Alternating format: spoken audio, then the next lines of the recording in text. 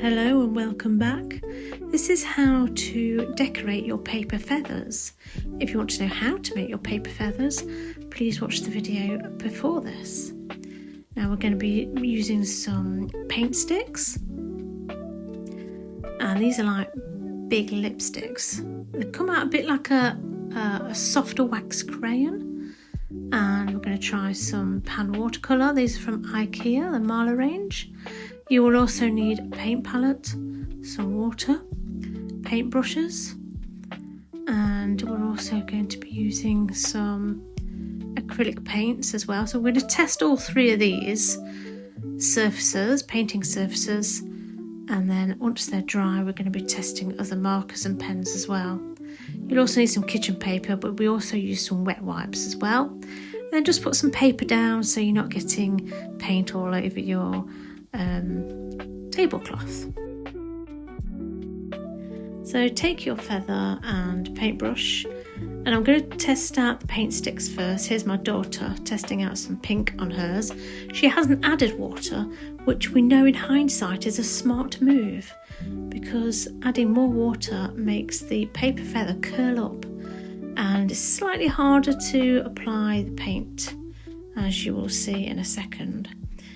So with the paint sticks you can just apply them, just turn them up and down like you would do a lipstick or a lip balm, and then you can get your paintbrush and add a tiny bit of water and use it as a paint.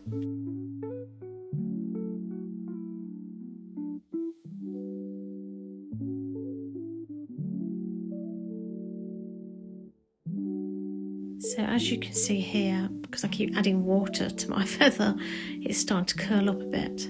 So by adding some more paint sticks on top of the yellow, I'm now adding orange. You add just a tiny bit of water on your paintbrush.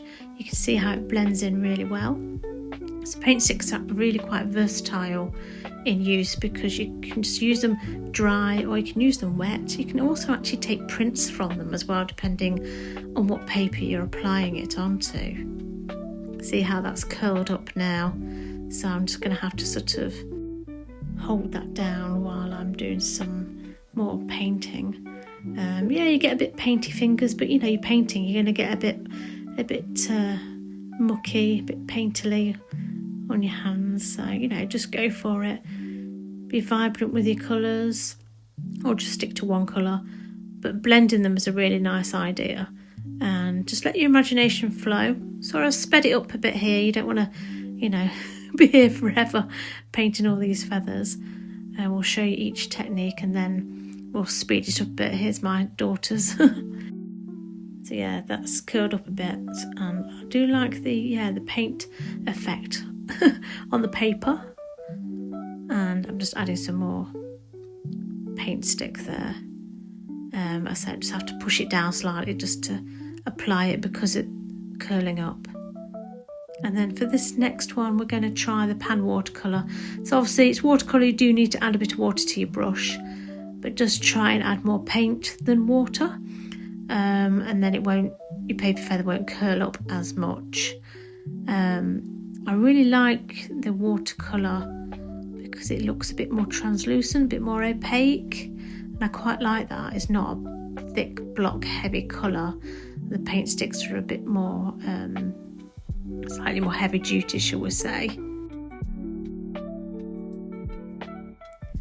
But you know, it all depends on what sort of style or look you want for your feather, for what sort of paint that you want to use.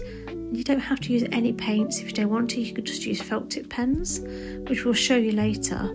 We've got all sorts of marker pens and things that you can add on top or just instead of, or you just keep them brown. It's totally up to you. So this time I'm working with the acrylic paints. So I'm using a sponge applicator here, and I'm just sort of brushing it.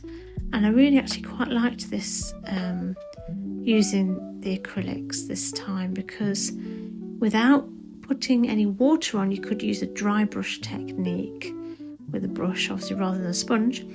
But you see, you get a really quite bright, bold application of colour there.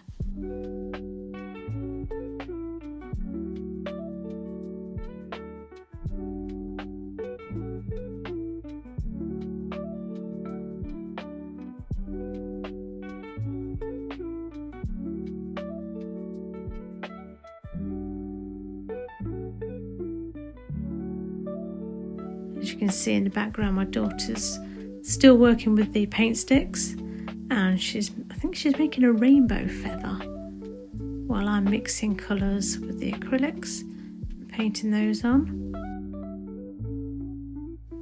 So do have a go at each paint technique. Do try them, test them out, because you can get lots of different ways of applying paint and they all come out slightly different.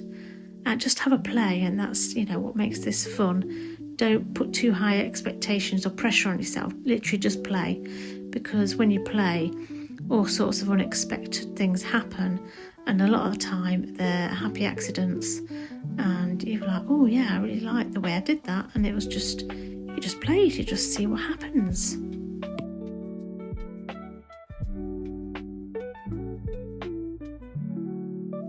So there you go, that's that one done in acrylics. It's a bit curled up, we'll leave that to dry now, and then on to the next one. Another just tiny bit of water added there for a bit more acrylic. So I've done one side of some of them and I've left them to dry on a sheet behind me on the floor, and so I'm just playing, literally playing even more now with colours.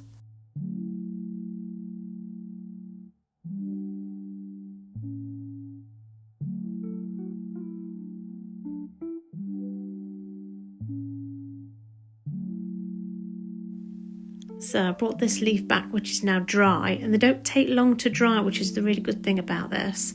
So that was the one with the paint sticks, and now I'm going to paint on the other side with paint sticks again, and hopefully this time I'm not going to add so much water.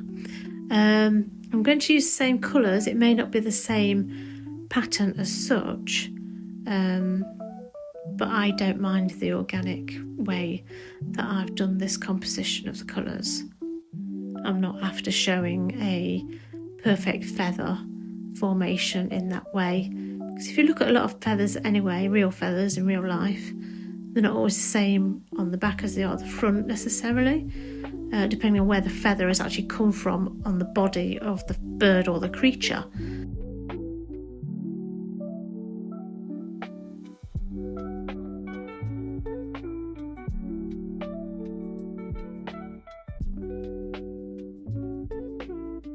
There you go, so I've just blended that one a bit more. So it does look different from the other side. The other side's a bit brighter, but all the colours are still there and represented. So my daughter's using the sponge application this time on a very long feather. So she's using the acrylics and she's mixing lots of different colours. And her favourite colour at the moment is pink. So see, that one's dry now, so I'm going to do the other side. But let's just have a look what my daughter's doing.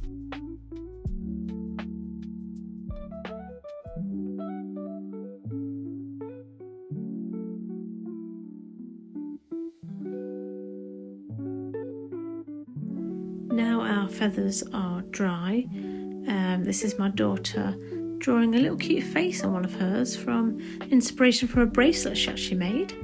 So I think this is meant to be a peach. And she's just doing the eyes there.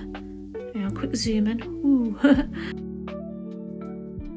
So she coloured that in with paint sticks, and she's using gel pens, sparkly gel pens actually, on there from Jelly Roll. And she loves those pens, so they're her favourite pens to use and use the most. This is my feather, which I did with the paint sticks, if you remember. So I'm going to try some Sharpie markers on there and see what happens.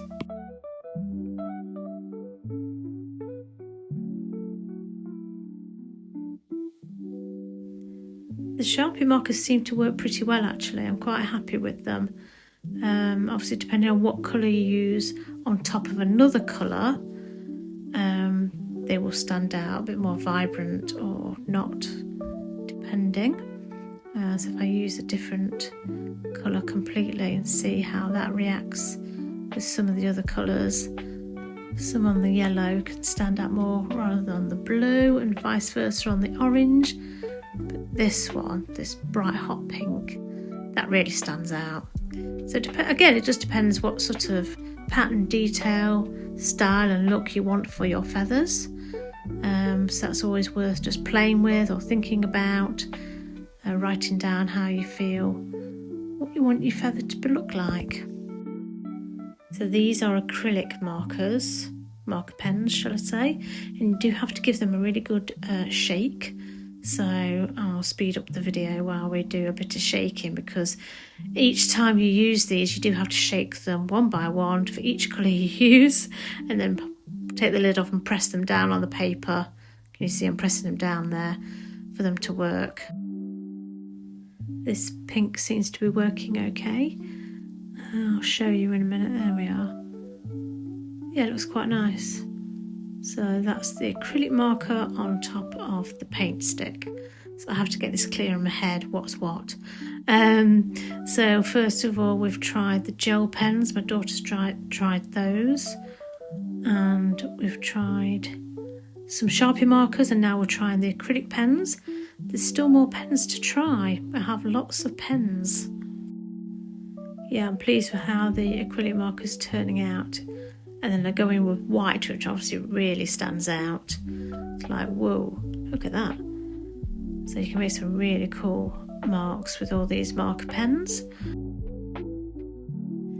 And that is something for you to think about, is your mark making, because these are all mark making tools that we're using. So what sort of marks are you going to make on your feather? How do you want your feathers to look? So a whole new set of pens for us to try. That's a white jelly roll pen. This is what it looks like on brown paper tape with no paint underneath. And then we've got a gold and silver marker from Bic. And then we've got another gold sparkly pen there from Jelly Roll. So that's the gold and silver marker. We'll definitely use those. They're not permanent though. And then we have the gold sparkly Jelly Roll pen. This is the pack it came from, although you can get them all separately in a pack of 1, 2 or 3 from Amazon. Here I am using a black Sharpie pen on top of the feather. That's the one with the paint stick that we used.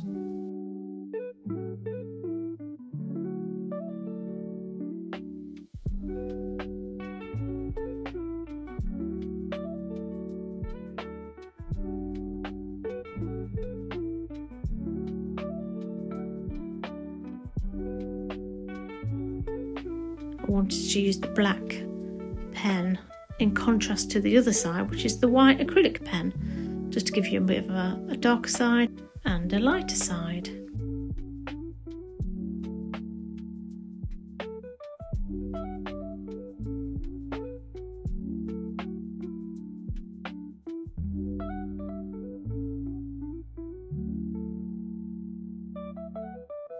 Now let's use these silver and gold Bic marker pens, see how they perform.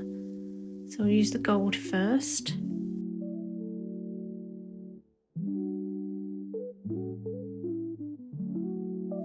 And here I'm just using some simple dashes, but it's what you do with those dashes that counts. They may look very simple marks to make, but it's what you do with them.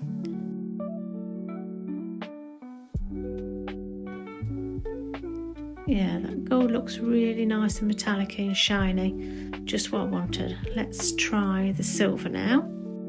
So I'm making marks on the other side of the feather, some simple dashes again, and let's see what else we can do with those. And I'm going to go in with the silver on top of the gold, so you're just leaving a little dash of the gold underneath.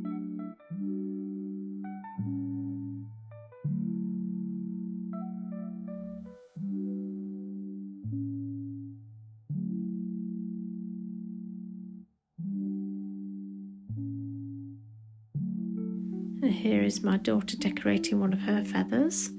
Looks interesting. She's made some really interesting marks there, I see. Gorgeous colours as well. Haven't actually finished my feather, and I'm going to add another element, another pen, a black sparkly gel roll pen, and I'm going to go in on top of the metallic dashes I've made. And so it's all about the layering. This is what I love about decorative arts or mixed media art. I love layering different textures and different applications of materials and different marks, and seeing what I come up with. And I literally just play. That's all you need to do. So I call this sort of like a small peacock eye.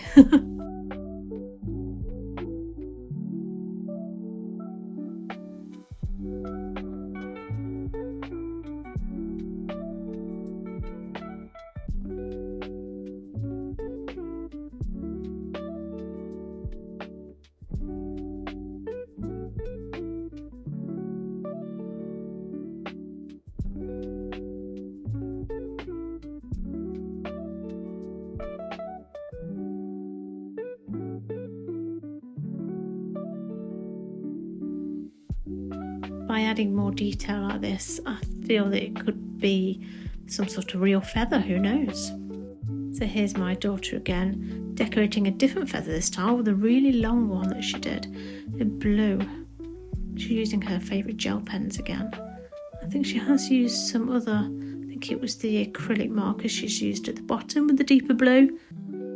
Here is my finished feather.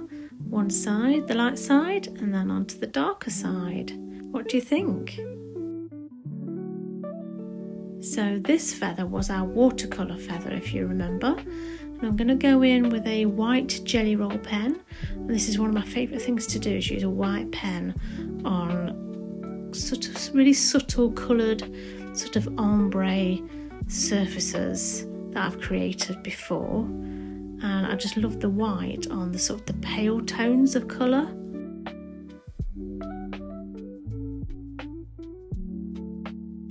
And now I've gone in with a gold jelly roll pen, a sparkly gold one. And I also love this with the white and the pale colours again. To me, these colours and marks all really complement each other. The white, the gold, and the sort of pastel-y, more muted tones of colours. I love it.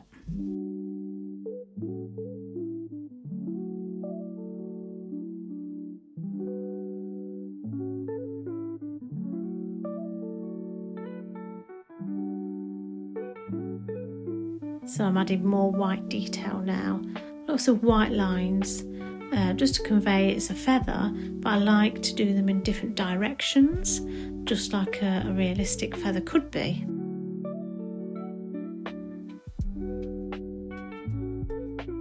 Here's my daughter again with a green and yellow stripy one. That's a big feather again, isn't it?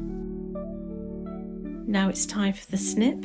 This is the time you can reshape your feather if you wish to, but I'm going to cut into it to create some shapes, some fringing, some parting of the feather portions, and just do some little snips just to show.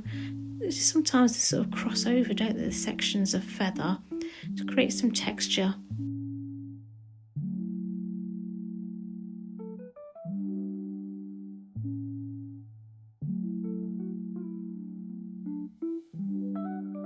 Just be careful of your fingers when you do snip. I had to turn that over there so I didn't snip my own nails or fingers off. See, I've just cut out a slight little slot there, a little portion of the feather.